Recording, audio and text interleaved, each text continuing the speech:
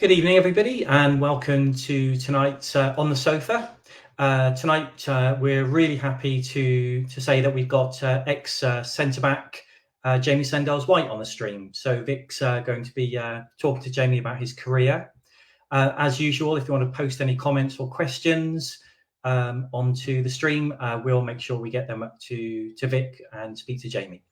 Okay, so let's bring Vic on. Hi there, Pete. How are you? I'm intrigued by that piece of machinery that you have behind it. Not just intrigued. I'm a little worried about that piece of machinery you have behind you. This gym equipment thing. Is it? Yes. That's not mine. Okay, fair enough. That's my teenage son's. Yeah. Right. Let's not go any further with that one then. All I do is dust it off and hang clothes off it. Oh, fair enough. Okay. Right. Should we bring Jamie on? Yep. Evening, Jamie. How you doing? Hi guys. All good. All good. Oh, great. Okay. You're used to those machines, aren't you? In the background, Jamie. I would imagine you do use them, other than hanging clothes on. Is that right? Yeah, I do. I try and keep up to speed with my gym work. Good. It looks so easy from about 5 feet away, and then when you get up to it, you have like that. I'll leave it to a teenager. Yeah. Right, enough of me. I'll leave you two to it then.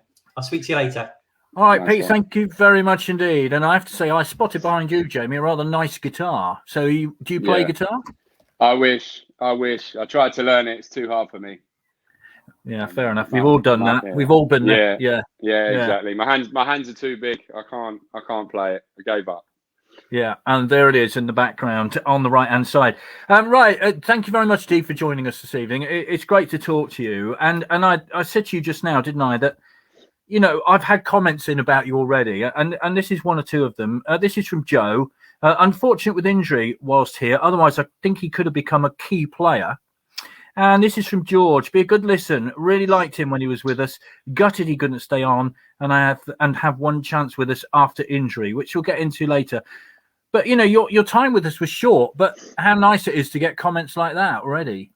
Yeah, it's very nice. And we said just off air there that since leaving and when I was at the club, the support I had from the fans was, it was amazing. And through the injury and then, my career after leaving Swindon, they've always been there to support. And, I do read all the comments on Twitter and I do see them. So it's really nice to see. And it's nice that I've been able to leave with, some fond memories and people sort of reciprocate that. Yeah, well, we'll get into your time at the town, of course, a while's time. But we should also mention one of your clubs is St Albans City. So I would imagine right now you're quite pleased with what they did yesterday, aren't you? Yeah, I think I was only there for a month at the end of. I couldn't tell you what season it was, but I was only there for a month. But no, I watched the game. Johnny Goddard's there. He's a good friend of mine from the Swindon days. So no, I'm really pleased to see them get the result. I think they deserved it as well. I think they played really well last night. So. Yeah, happy for them. Yeah, and you'd be quite pleased if it's Swindon versus St Albans in the next round, wouldn't you? That'd be quite a good one, wouldn't it? Be a nice one to watch. Yeah, I'm sure Johnny would be buzzing for that one as well against Swindon. Well, the draw, if you can stand it, it's around about 10 o'clock tonight. So if you're awake for that, then good on you. From Gary already, top bloke. From Joe, quality player. These are the comments that are coming in. So you're amongst friends tonight. So here we go. Yeah, no, I appreciate that. Right, let's go back to the beginning then. Born in 1994. I always makes me laugh when we talk about people who were born in 1994, being extremely old myself. Kingston upon Thames. And your first club was Queen's Park Rangers, and you were there for a very early age, weren't you? Yeah, I signed there at 15. 15, I signed there. The usual. I mean, I think I was quite late compared to a lot of people. A lot of kids go in really, really young, and even more so now. I was quite a late one to go in, but I'm glad I did. I'm glad I went in late because, I think that if you go in really young, you can get sick of football and the pressure of it. And I think I went in just at the right time where, it mattered. It was important because 15 to 16 is where you get your scholarship, and it was a good time for me because I had a lot of motivation and. It was always my dream, like every other kid, to be a footballer. So it was the perfect time for me to sign there. Were the Hoops your team? What's that? Sorry. Were Rangers your team? No, No, believe it or not, support Sheffield United. Wow. Which is a strange one. Yeah, I had no How did choice. that happen? My dad's from up north, so I had no choice. He Fair dragged me to Bramall Lane every other weekend. So when I was a kid, so I couldn't say no. I had to go down that route. Well, that's lovely. A family connection. That's really nice.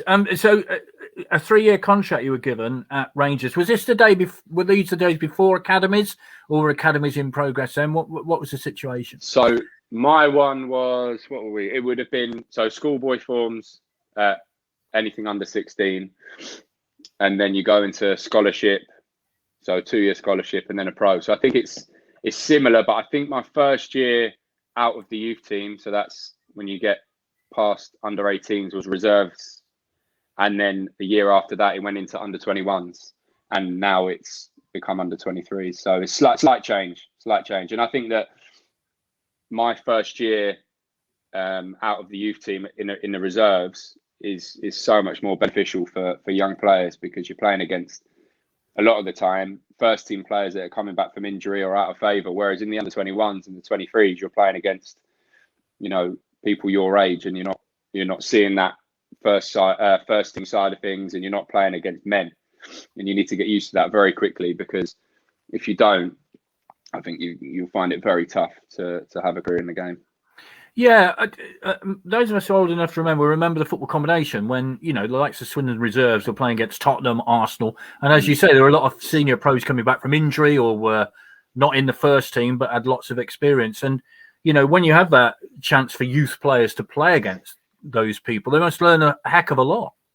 Yeah, 100%. And because even if the first team players aren't 100%, they're still men, and they're still strong, and they still know how to play the game, and that's where you can pick up how to play against it. And especially at centre back, for myself, I'm coming up against big strong strikers, which in the lower leagues you need to get used to, because that's a lot of the time that's how these teams play. And I guess you learn a bit about the dark arts as well, do you? Yeah, I think you pick a lot up. When the first time some of that stuff happens to you, you think, what is going on here? But you do pick it up, and you realise that you've got to sort of fight your own battles as well on the pitch, and not get caught, which is the main thing. So yeah, you do learn a lot. You do learn a lot. And do you learn the dark arts to reciprocate then? Is that the way it goes? I guess. Yeah, you have to. You have to. Yeah. Right. You had loan spells for a month at Colchester. No appearances there, but you had a loan at Mansfield, I think, and you made your debut in a 1-1 draw at Portsmouth in League Two. So that's your first taste of first team football, I guess, is it? Yeah, first it was.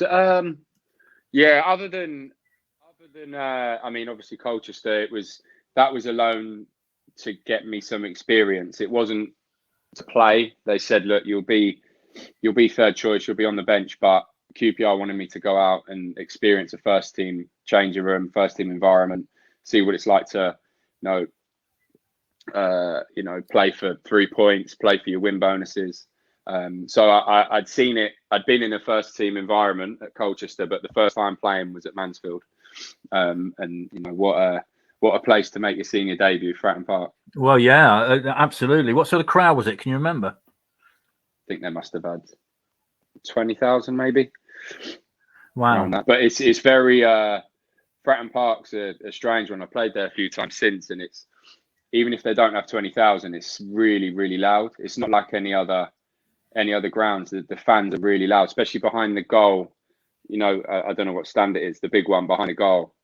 They're really loud, so it makes it feel like there's a lot more in there. So when you do that, then when you make your debut at a ground like that, how are you? Did you cope with it? How did you feel about that? I think that because I was young, I think I was 19. I don't recall really thinking about it too much. I was just so buzzing to go and play because I was always onto them at QPR saying I want to go on loan, I want to play first team football. So when the opportunity came, I was absolutely buzzing, and I don't think I had much time. I think my loan came through on a Thursday evening, and then I met up with the squad on the Friday, and played on the Saturday. So I didn't have too much time to think. I was just sort of go and meet the squad, train, stay in the hotel, play the game. So, but I just remember being absolutely buzzing, and I couldn't wait to get out there. Did you have to do a song the night before? Because that's a kind of tradition in football. Yeah, it's the only place where I've said I'm not singing, and I'll tell you why. Because I met up with this one on the Friday, and I knew a few of them just through football, but I'd literally met them that day. So I said, look, I'm not going to sing today, no chance. And then I can't remember, but I don't think the opportunity came up, and they let me off lightly. To be honest, they let me off lightly because it was almost forgotten about.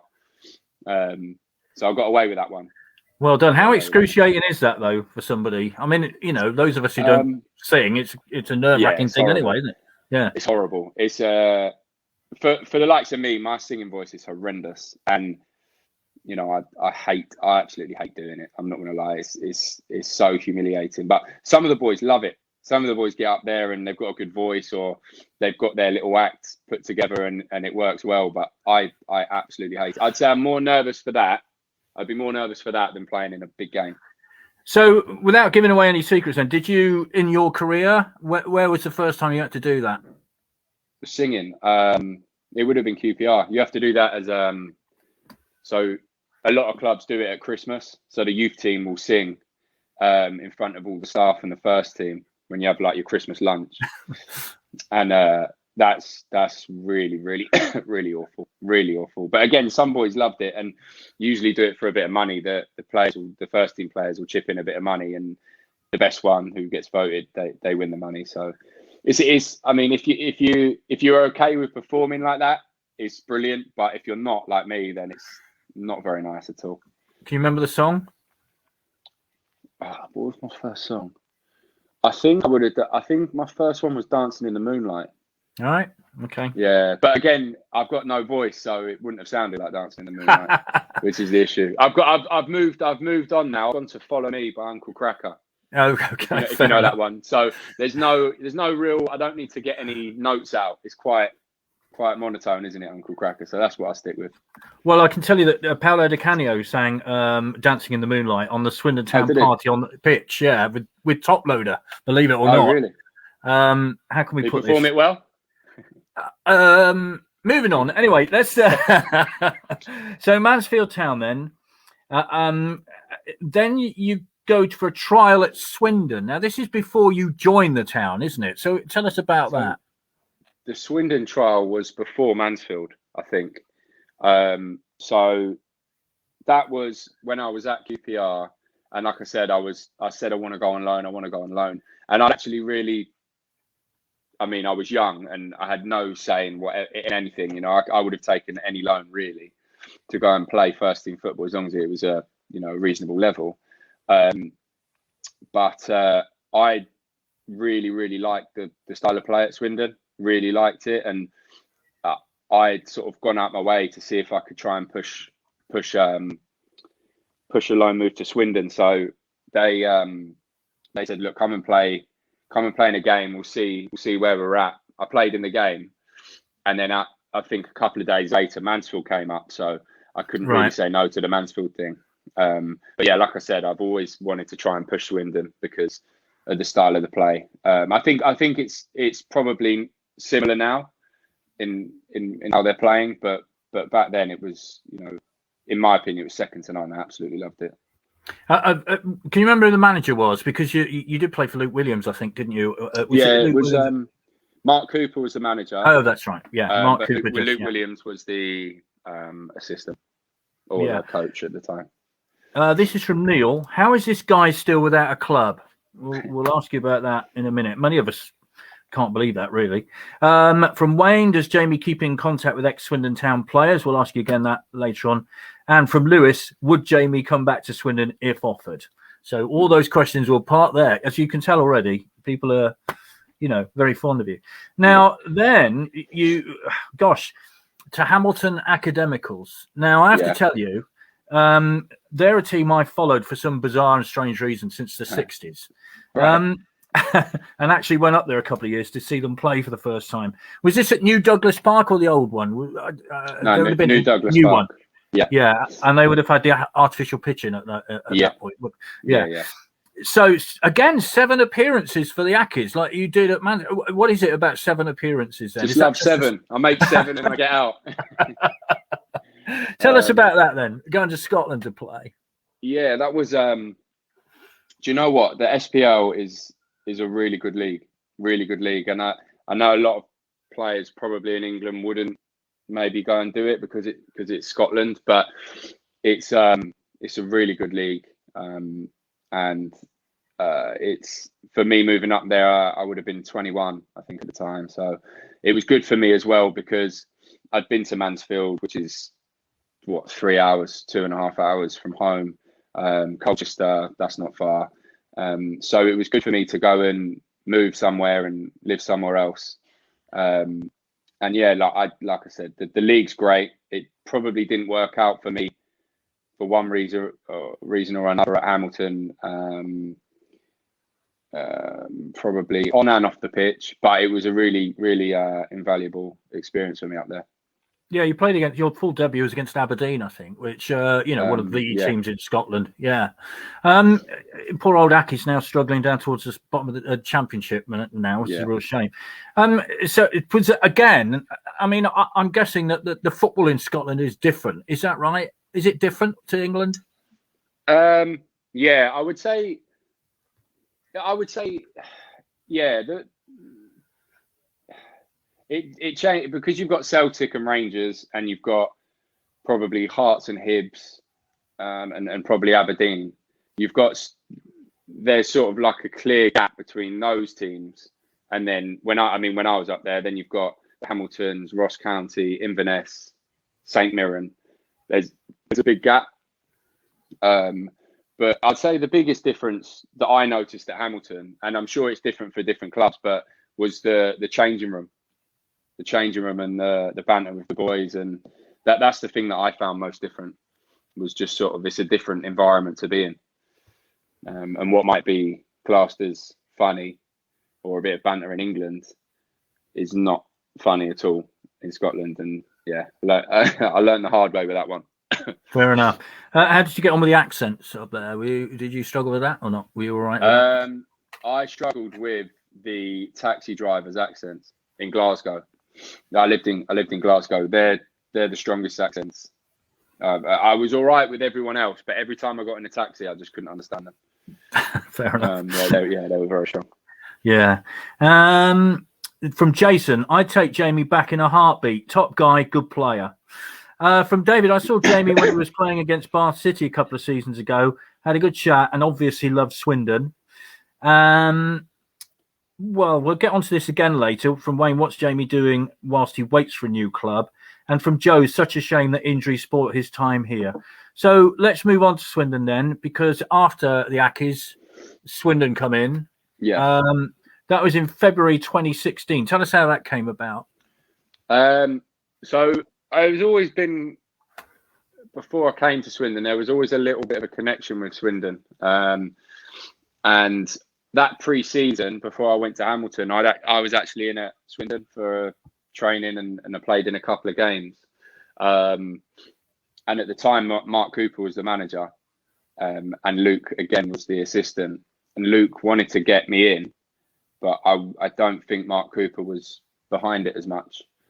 So we didn't manage to get anything sorted. Went up to Hamilton, realised that it probably wasn't working out, and I spoke to Luke in the January of that season, and I said, look, I'm going to try and leave Hamilton. Is there an opportunity? Because he'd got the job by then. And I don't know, I think Martin Lynn came in, did he? He did for a brief spell, that's right. For a brief spell, yeah. Yeah, and then sadly he left because of his mental health problems, yes. Yeah, so he left in obviously sad situation. But then Luke got the job, and I spoke to Luke, and he said, yeah, he'd be very interested. So I managed to get myself out of Hamilton, came back down, and then it took a couple of weeks or so to get the deal sorted at Swindon. I have a vague recollection. Now, correct me if I'm wrong, but did you play against Everton in friendly? Yeah, I played against Everton, yeah. Yeah, and you didn't have a number on your back, did you? I can't, because Yeah, because we in the crowd were going, well, who's this player with a number on his back? He looks pretty useful. So when did that occur? So that would have been, I think that was the last game I had at Swindon. And then I went off to Hamilton because I was told after that there wouldn't be a deal there for me. But I remember that game, and I remember thinking, what chance have I got? I'm trying to impress, and I'm playing against Deulofeu and Lukaku. And to this day, I don't think I've played against anyone who's as hard to deal with as Lukaku. Well, I can tell you the people in the crowd, including me, were going, oh, he's all right, isn't he? Why don't we sign him? So there we are. Right, so you're at Swindon, and your debut comes in a 3-2 win against Blackpool. New deal signed, a 1-year deal. And then, of course, comes the injury. Now, this was in a 2-1 home defeat against Bury, which Hallam Hope, who went on to sign for Swindon, of course, scored both goals. What do you remember about that? Because this was at a time when I think you felt really settled at Swindon, didn't you? And you had a decent partnership going on. Yeah, I was really settled. It's I've not sort of kept it a secret that being at Swindon was, even to this day, my favourite club. I loved it. I loved living there. I loved everything about the club. So, for that to happen, I suppose it's something that, as players, you never think is going to happen to you. The one thing I remember about that game is we had a goal disallowed. I don't know who scored it, maybe John Beaker, I think. And it should never have been disallowed. And then shortly after that, I did my knee. So I always think if they'd have just let that goal stand, might be all right. But I suppose you can't, that's in hindsight. But yeah, it was,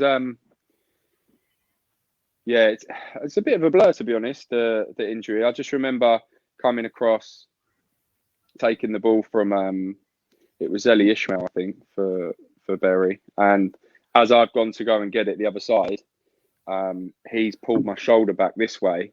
My leg was planted, and then I just I heard and felt 3 big pops, and if you watch it back, I tried to get up because I said to myself, no, that's nothing, it's fine, but I knew straight away that it wasn't, and then the pain hit me. And I'll stretch it off, unfortunately. And that finished you for the season. And we've spoken to Dion Conroy about this because you might know he's battled back from a couple of really serious injuries and now captains the town. And I think many fans sort of don't see behind the scenes when a player is injured and what they go through. So what were your immediate thoughts? Did you think that's me done for the season? I might battle back for next week. What goes through your head? No, I knew straight away that it wasn't just a knock. I think you sense as a player, when you've done something really bad. And I knew I'd done something really bad. It was just sort of, how bad was it going to be? Got stretchered off, was on the gas in there.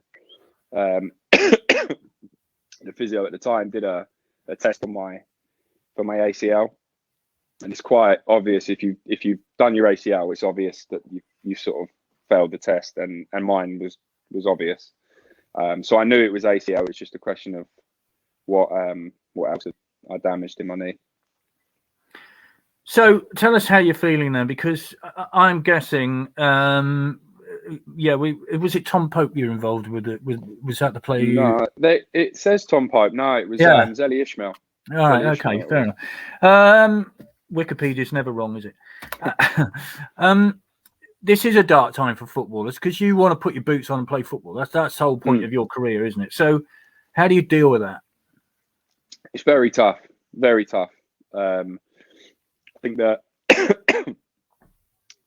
it's even tougher when maybe, and I'll probably say this now, that I don't feel that someone at the club really supported me in that situation. I'm sure everyone listening can know who I'm talking about with that one. That Luke and Ross and all the staff were absolutely brilliant with me, absolutely brilliant. And Luke was fighting to get me. I had an option in my contract, so he was fighting to get my option sorted. That probably would have was the toughest part, in the sense of the fact that the club wasn't supporting me, sort of with the contract. So I had that worry on my mind, along with having an operation, trying to rehab it, having another operation, rehabbing that one, and having another operation. And it takes its toll mentally and physically. It's really, really tough. You know, and I know you said about Dion there. I think, has he had three bad ones? Yeah, he's had two bad knee ones, and you know, it's been a tough time for him, I think. But luckily, fingers crossed, touch wood, everything else, you know, he's back and playing, and superb at the minute. Yeah, it's really good to see him back playing. And he, do you know, funnily enough, well, not funnily, but he did his first ACL, I'm pretty sure, a year later, on the same weekend where I did mine. Exactly the same. So that pitch has got a curse on it that weekend, I think. So you mentioned the contract. Your contract was up in the summer. So what happened? Can you tell us exactly what happened? Yeah. So I can speak about it now because he's gone. But so initially, Luke, like I said, Luke and Ross, they were so supportive. They said, look, we're going to fight to get you, you know, the option, and so you don't have to worry about it. And then it sort of, nothing really happened. And then it was, yes, we'll get it sorted. And then no, we can't get it done yet. And then towards the end of the season, I remember it being, well, if we stay up, we can keep you on. And then a few weeks later, it went to, well, if we go down, then we can give you it. And then, it sort of, petered out. And eventually it came to the point where Luke and Ross both said, look, if we're here next season, you'll be here. You know, sadly, they got sacked at the end of that season. So that's sort of how that one happened for me. And then eventually I got a phone call over the summer when I was out shopping. I just got a phone call saying that we're not going to take up your option. And that's how it ended, which is disappointing because, you know, like I said, I absolutely loved it there, and I loved the people, the fans, I loved the town, I loved the club. So it wasn't nice that it happened. It ended over a phone call, and I won't say who rang me because I don't think that's fair on them. But it's sad how it ended. How did you feel physically at that time? Did you feel that you were able to have carried on? I mean, if they'd offered you the contract, you'd signed it. Would you have been fit enough to carry it on? Is that how you felt at that time? Yeah, 100%. I mean, there were times where I think anyone has this, if they're having a long-term injury, where, I mean, I had 3 operations on it in the end, and by the third one I thought, God, is this ever going to get any better? But you know, it does, and you know, the surgeon that you have, they're the best in the business, so you're going to be fine. And I was confident I was going to get back. I just needed that little bit of support from the man at the club, and I didn't quite get it. Yeah, I think we all know who you mean. So what do you do then? Because your job is to play football. Leyton Orient come along. Is that what happened next? You mentioned Martin Ling, of course. He's been very involved with Leyton Orient. Ross Embleton, of course, was also Orient, wasn't he? Was he there when you were there? Is that how it worked? Yeah, that's how it came about. So I spoke to Ross over the summer quite a lot, and he just said, look, just hold fire on any of your options you've got at the minute, because he said he might be going into Leyton Orient. He went in and we managed to get something sorted. So actually I was quite lucky in that sense, that Ross was in there and Martin Ling was in there as well. So they, it was perfect for me really at the time. Now you mentioned previous person at Swindon. I nearly said who, but you know, you'll be aware at the time it wasn't happy at Swindon. You know, there were lots of grumblings amongst the fans. So you go to Leyton Orient. and frying pan and fire sort of springs to mind. Tell us about Leyton Orient at the time. At the time, Leyton Orient was a big rebuild project. I think everyone's seen what happened to the club, and you know, I think that you can see it from the outside, and you think, you know, this is crazy. But when you go in and you hear the stories and you hear about what's actually happened and some of the things that have happened, you actually realise how bad it was. But it was a rebuild project. The new owners were really, really good. Actually, they're really supportive, and they paid for whatever they had to do, and they gave the club a good budget, and they tried to rebuild. The problem for me at Leyton Orient was that I needed time. I needed time to get my fitness back, get my confidence back. But Leyton Orient didn't really have time. They needed to get back up, and the pressure was on them to get back up, because I think probably at the time they would have been the biggest team in the National League. Now it's Notts County, I'd imagine, but they would have been the biggest team that's ever been in the National League. So the pressure was on them to go up straight away. And, you know, that's a big ask, because the National League's a really tough league.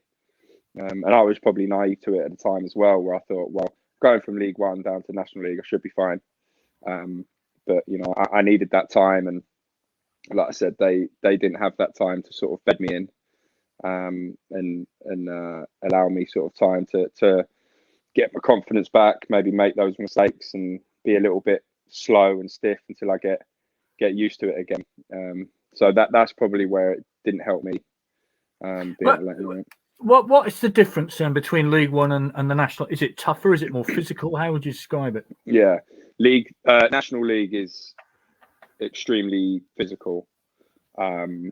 There's some teams that play really sort of attractive football, but the majority of the teams, it's boom it long to the big man and sort of have a scrap off it and set pieces and stuff like that. And you can imagine that now, actually, this season, the National League's got some big teams in it, with some, you know, nice stadiums and some nice pitches, but there's a lot that aren't that nice, and it's hard to play football on. And they've got a big, you know, without being disrespectful, big fat striker, you know, and he's trying to elbow you and fight you, and the ball's getting crashed up in the air. It's a really physical league, whereas in League One, it's a lot more football being played, and it's a different challenge because you're up against, you know, really, really good players. So if you make a mistake, they're onto it and you concede. So that's the difference between League One and National League. Do you think it's improved because more and more league teams have dropped down, obviously, over the years? Do you think it's improved, National League?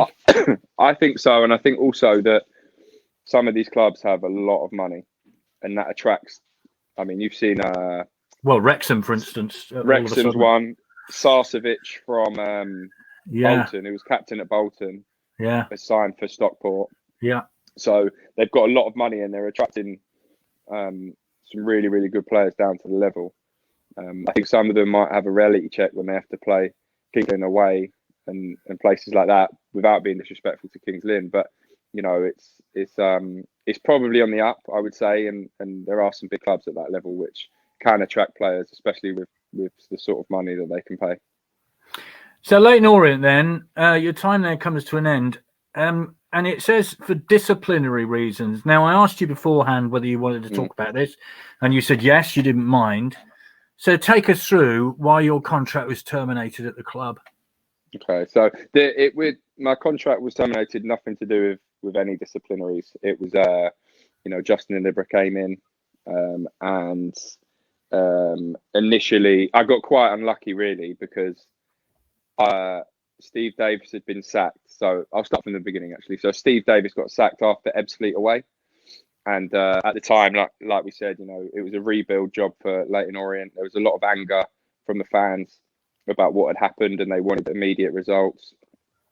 And, we lost the game. When you lose a game, you're emotional, you're angry, you're upset. And this particular game, there was a small minority of fans that were probably saying things that were a little bit too far and they shouldn't be saying them. And I thought at the time that, you know, looking back now, it's a silly decision, but I thought I could go and reason with them, and it turns out you can't. And we had an altercation, and that's the disciplinary. So there's no truth behind that being the reason that I left Leyton Orient. The reason was Steve Davis got sacked. The next game, Ross took charge. He had 3 games. I played the first one. The second one, I got sent off for. I mean, I still to this day don't think it's a red card, but it was a last man. He had an open goal. The keeper and the centre back had collided. The striker was through, and I came round and I thought I nicked the ball, but I got sent off. Justin Edinburgh came in whilst I was serving my ban, and I was actually supposed to play in his first game. I was supposed to play centre mid in his first game, and the FA extended my ban, so that made me miss out, and then I never really got a chance. And he said that I wasn't part of his plans. I couldn't tell, probably a couple of months into his time as manager there. So that was it, you know, and that happens in football. No hard feelings. I'd rather be told like that than what happens to some players where they don't really get told black and white. So there was no hard feelings me leaving there, and that was the reason. Fair enough. Of course, Justin Edinburgh is no longer with us, sadly. Let's talk about a happy time at Torque United, because I think it was, you know, it was a time when the club was rebuilding. They dropped out of the Football League. They'd had a couple of narrow escapes. Then they dropped down to National League South. Gary Johnson was in the process of rebuilding the football club, and as you know, they've done a pretty good job so far. And it was a championship season for you, wasn't it? Yeah, no, it was good. It was a fun time down there. You know, it's a nice place to live as well. But it's always nicer when you're winning games of football. So it was a good season, and thoroughly enjoyed the promotion. National League South, that's quite a bit different to what you were used to playing. So how was that drop to another league below that? Do you know the home games were no different? The home games, Torquay's got a good fan base, and the stadium's nice, and you know the fans really get behind the team. So that was the home games were brilliant. They felt like, you know, no different to League Two, you know, potentially even League One. Really, a lot of League One teams are similar to that. So the home games were excellent. Some of the away games, on the other hand, were different. We're tough. Yeah, they were a bit of a reality check at times. But again, I think that if we didn't get promoted that season, I think that it would have been a bit of an outrage, because we were the only full-time team in the league. We had players there that had played, you know, League One, League Two, Championship even. We had some older players there. So, you know, we had a good squad and actually a really good group. And it was, it was a good season. Could you have stayed at Playmore? I don't think so. I think that, you know, it was probably, although it was only a season, it was probably time for me to move on, get a bit closer to home as well. You know, and I think that it was the right thing for me to move on from there. And then Crawley, you go to Crawley as club captain as well, don't you? So how was your time? No, that was Aldershot. Aldershot was captain. Oh, Aldershot was captain. Sorry, yeah. Okay, but what about Crawley? Crawley, really enjoyed my time, and it was something that I'd set my target since doing my knee was to play back in the league again. So that was a big step for me in my career. It was something that I'd always said, I'm going to do it. I'm going to get back in the league. And although I was at Leyton Orient, which obviously is a massive club, and obviously, you know, should be League One Championship football club, I always set that target to get back into the league. And so when I signed for Crawley, that was a big achievement for me, and I was really happy to get that one done. We mentioned Aldershot, then club captain there. You've also had a short stint at St Albans. Now let's get into all these questions that we've been asked of you, because there are quite a few. Let's go from the bottom. From Pete, what is Jamie's favourite ground he's played at and why? Excluding the county ground, of course. So you can't have that one. Yeah, I was going to say the county ground. Yeah. Favourite ground? I would have to say Stratton Park's got to be up there because it was my senior debut. So Stratton Park's definitely up there. There's just I like the Ricoh Arena. I like that, and I like that because the changing rooms are massive, and like you know, the fans might not see it, but when you go in, there's so much space. There's loads of changing rooms there, and it's yeah, you get a lot of space in the changing room as well, which is always nice. But a weird one that maybe, you know, aside from all of the normal League 1 and 2 grounds, a weird one would be Macedonia's national stadium. Okay, that wasn't one I was expecting. No. Yeah, I thought I'd throw a curveball in there because I'm sure everyone's used to hearing the same old grounds. We played there for Northern Ireland under 21s, and I didn't expect it. I didn't expect it to be as nice as it was. And if you have, you know, spare couple of minutes, just Google it. Okay. It's a lovely stadium. The change rooms are huge. It's really nice. So you've got me working here in my brain. Your dad's from up north. You support Sheffield United, and you play for Northern Ireland under 21s. How does that work? Yeah, my mum was born in Belfast, so that explains it. Fair enough. Yeah, fair enough. This is from Gary. Good luck for the future, Jamie. That's another nice message. Thank you. From Sean, who would Jamie like Swindon to get or avoid in the cup draw later? Any ideas on that? I mean, away from home at the minute, the way they're playing. Yeah. What leagues? What League 1 and 2 come in, don't they? Yes, League 1 and 2 at the minute. Yeah, it's not the big boys yet, is it? No. Do you know who I'd like them to get? I'd like them to play against Oxford and beat them.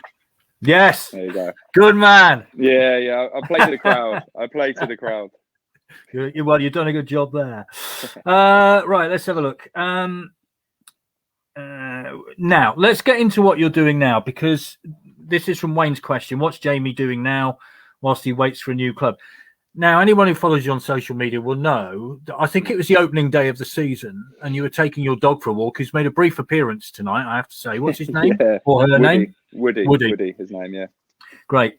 And I think anybody who read that tweet, well, to be honest, the heartstrings were tugged at, because it's obvious what you wanted to be doing on the opening Saturday of the football season. Much nice as it is to take the dog for a walk, you wanted to have your boots on playing football. So, where are we at, and what are you doing? So, it's been a very strange summer. I'll sort of start from the beginning again with this one. So, I had to turn down a contract at Aldershot because financially the club had to, or they did offer most of us a lot less money, which, you know, I've had this conversation with people where they say, look, well, it's money at the end of the day, but if you sign a contract on something that doesn't cover your mortgage or your bills or whatever, you just can't do it.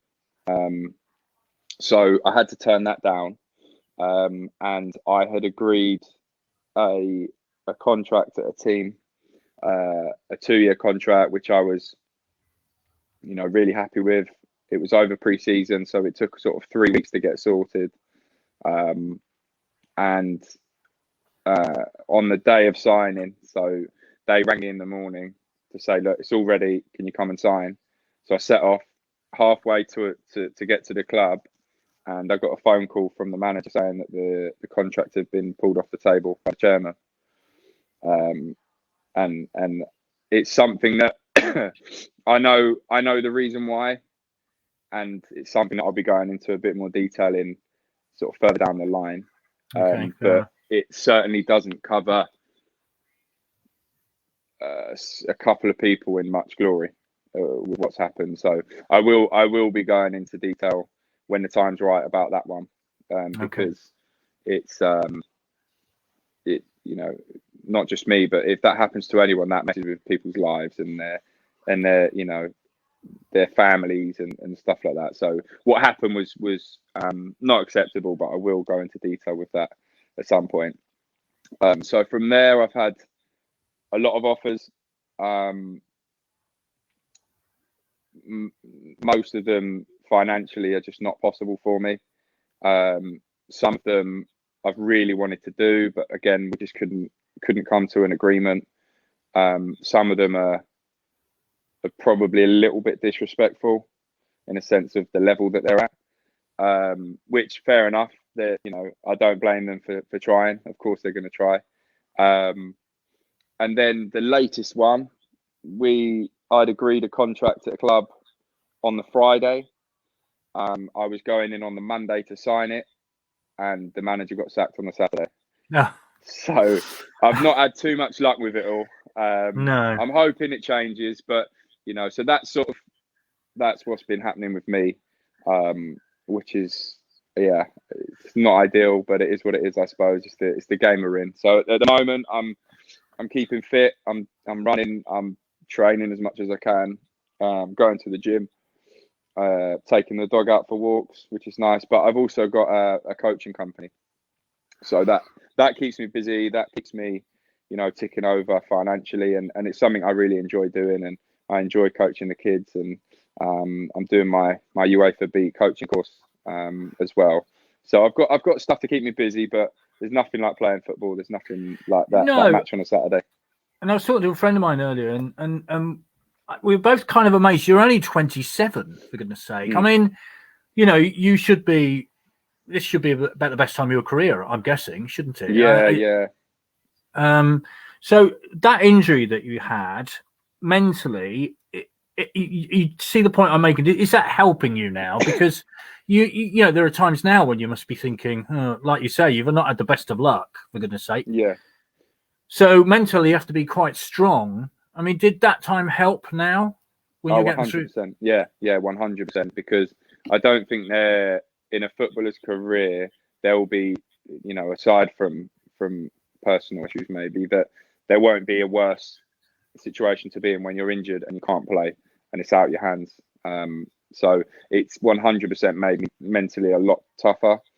Don't get me wrong, it is tough at times when you're out of contract and things fall through like they have done for me. It's really tough at times, but usually I just take a day or two just to clear my mind. I might go for a few beers or do something to take my mind off it, and then I can get back to it. And that certainly helped me being injured for so long. It's made me a lot tougher as a person, for sure. I would imagine coaching kids helps as well, doesn't it?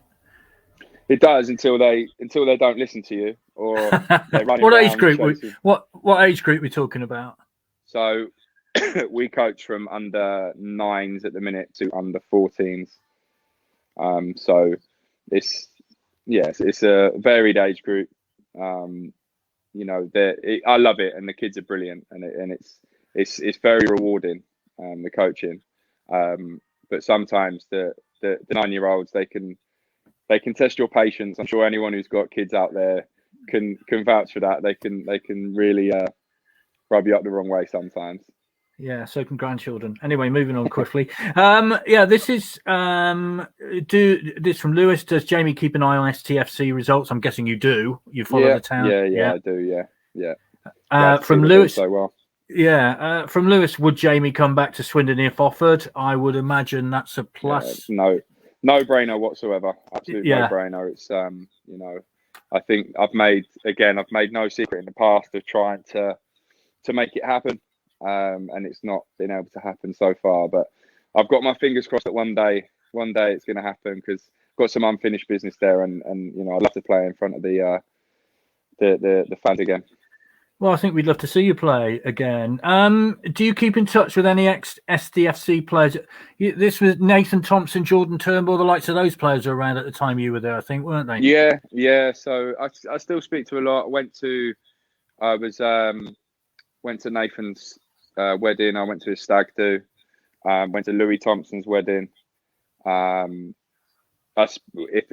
I cross paths, Jordan Turnbull was at Louis' wedding and Nathan's wedding, so keep in touch with them. Johnny, I speak to regularly. we still meet up every now and then. My coaching company played against his coaching company in a game. Our under nines played against each other the other week. So yeah, I still stay in touch with a lot. I speak to Ross as well. Ross and Luke I speak to. Ross I speak to, really regularly. Actually spoke to him earlier today on the phone. So there probably would have been many that I wouldn't want to, bump into in the street or go for a beer or a coffee with. Got on really well with most of the boys there. Fair enough. Right, okay. From Alan, Jamie, do you fancy coming over to coach my under-12s? They don't listen. Fair enough. From Jason, we need centre-backs. Why not sign Jamie's cover and then he can show how good he is? There you go. If Jason was in charge, you'd be in. Simple as that, Perfect. really. Perfect. From Glover, would you like to come back to Swindon? Well, we know the answer to that. And that's from Ryan as well. Would you come back to Swindon? Right. This is from Pete. How does he remember his time representing Northern Ireland? Did he feel he was close to representing the full team? And eagle-eyed amongst you will spot, I think that's a Northern Ireland shirt behind you, isn't it? That one there. Yeah. That one there, yeah. Yeah. So were you close to the full team? Yeah, I actually, again, one of my many stinkers I've had. The Swindon fans all like this because, I'll talk you through it. So it was international break was coming up and I was preparing to be in the under 21s again. And Swindon had a game against Peterborough on TV, on Sky. And I said, I don't want to go away with the under 21s. I want to play for Swindon. So I contacted the under 21s manager and I just said, look, I'd really appreciate if you don't put me in the under 21 squad as I want to stay and play for my club. And he sort of went a bit mad at me on the phone because I was actually in the senior squad for that trip. I'd been called out and obviously ruined that. And I had to be on standby for the seniors and I went away with the under 21s in the end. So yeah, that's one of my many stinkers. If only I'd known. Yeah. Have you, as a black cat, come across your path at any point in your life? Must have done. It must be every day a black cat comes. I don't know what to say to you, really. From Tony, sign him up. There you go. Now, this is from Pete. Once he's finished, does Jamie see himself staying in football? Obviously, if you're doing your licenses, then there's a fair chance coaching is the route you want to take. Is that right? Yeah, I think it's something that I'll look into when I finish playing for sure. It's I wouldn't mind seeing how I get on. I think I'd probably try and go down maybe the manager route, and try and be a manager. I know that starts with coaching and stuff like that, but I would like to see how I could get on and see if it's as difficult as some of these managers make out to be. I'm sure it is. But yeah, I'd definitely like to give it a go. Yeah, I mean, the point is you've had so many experiences, good and bad, that I would imagine that sort of, the game would be foolish if it didn't utilise those experiences. And I think a lot of football teams would learn a lot from somebody like you who's known the highs and the lows of professional football. Yeah, I think so. I think that, that's something that I'd certainly bring to the table. I actually, for my UEFA B the other day, I wrote down all the managers that I've had. And it's a long list of managers. So I've managed to see some good ones, some really good ones, and some really bad ones. So I've got a lot of experience with that, and like you said, I've a lot of stuff has happened to me so far in my career, good and bad, that I've learned from. And I think that I think the main thing about being a manager or a coach is relating to the person and having empathy, and not so much the football side of things, because I think that's almost a given, really. If you become a coach and a manager, you know what you're doing. On the footballing side, I think the best managers I've had have a lot of empathy, and they relate to the people and know there's different individuals and stuff like that. Well, I'm sure that would go down well with many clubs. In terms of are you just sitting waiting for a phone call? And if somebody rings you up, if a manager, oh, yeah, this from Tony, the man's got 5 good years in front of him, looks stronger and is more experienced. From Steve, I agree, sign him up. So a lot of Town fans saying, Yeah. you know, come. So if a manager phones you up tomorrow and says, look, Jamie, what do you offer me? What are you going to give me? What would you say to them? I think I can offer experience. You know, I've got I've played in a lot of different leagues, from SPL, National League South, League 1, League 2, played international football. So I've got a lot of experience, you know, and I think that being out of contract now for so long, I've got that drive and that motivation, especially because of what happened to me in pre-season. I've got a couple of people that I'm really trying to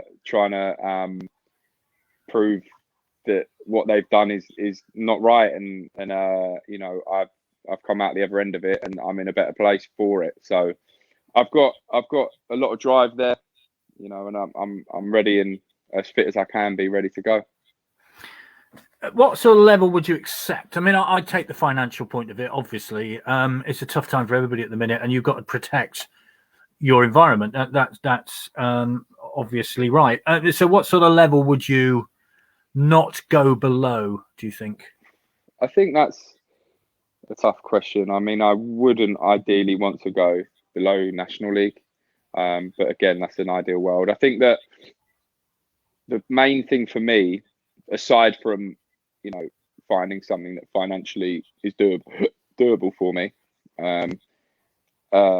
is a club where, because I'm 27, I'm at the stage now where I really want to be playing for something. I want to be, you know, playing for a promotion or whatever it might be. You know, I'm at that stage now where playing every week just to pay the bills and just to, you know, for the sake of playing football, I want to be playing for something and I want to win something. You know, I've had that feeling of winning at when we won the league at Torquay, so I want that again. You know, and I'm at the age now where I need to make that happen in the next couple of years, because before you know it, I'll be 30 odd, and it's flown by, and I won't have the opportunity to do it. So that's one of the main things for me. This from David. What part of football don't you like? Well, I'm guessing the way some people treat you is probably top of the list. I would say the thing that I really don't like the most is some of the people that you have to deal with. It seems to attract some of these people, and you know, I can't get my head around why people are like that. Sometimes it's not everyone, but it seems to be a lot of people in football that I just really don't like how they behave and how they treat people, and that's probably the main thing that I don't like. Aside from injuries, I think injuries is obviously a main one. I think most players will say that injuries is the one of the worst things as well. Well, Jamie, it's been an absolute joy. Thank you so much for your time. No problem at all. I've enjoyed it. And I think you will get from a lot of the comments that we've had tonight that you are very fondly thought of at Swindon. And, you know, for a player that was only there for a very short time, that doesn't always happen. So I don't think we've had one negative comment, nor should we. So I think you should take that on board. And and there's a comment here which said you should just show our current manager the comments on this stream. So send Ben Garner a little email and tell him. Yeah, can someone send them over for me, please? Yeah, we'll do our best for you. Marvellous. Jamie, thank you very much indeed. You're welcome to Pete back onto the stream for a moment. There you are, Pete. What an enjoyable hour that was. Yeah, it's great, wasn't it? And actually, if you read the comments, Jamie, you'll find every different way of getting you to play for the club, from a pay contract, just train with the club.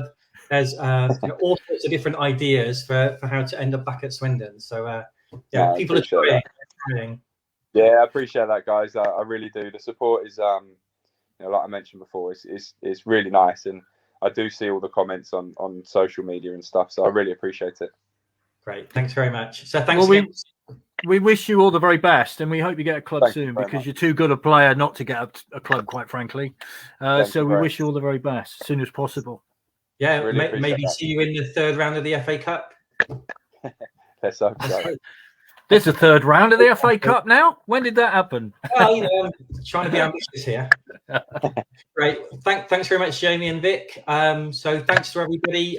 We'll definitely have a Monday night panel next week. We know we don't have a game, but we'll definitely have a player on and also the normal panelists as well.